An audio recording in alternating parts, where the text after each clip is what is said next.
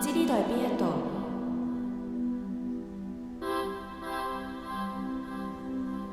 佢望住我，佢問：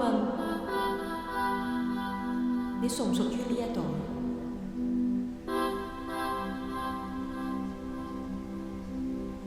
我撥一撥身上面嘅塵問，即係邊度？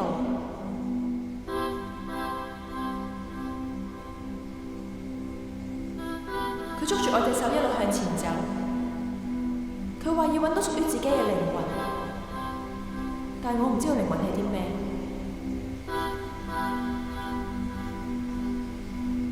我掙扎話：我哋返去好唔好啊？嗰時我開始感覺唔到自己，但我感覺到好輕，慢慢飄上半空。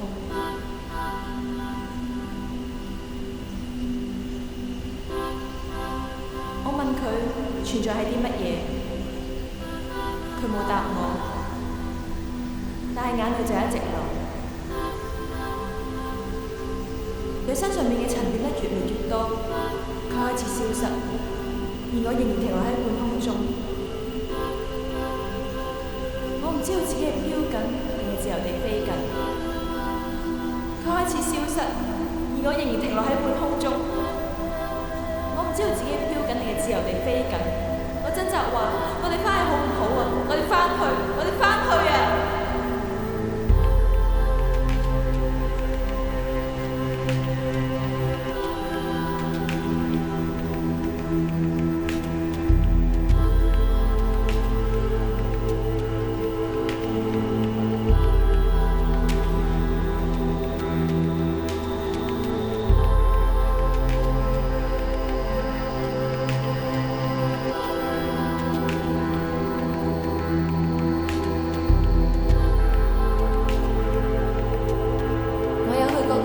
嗰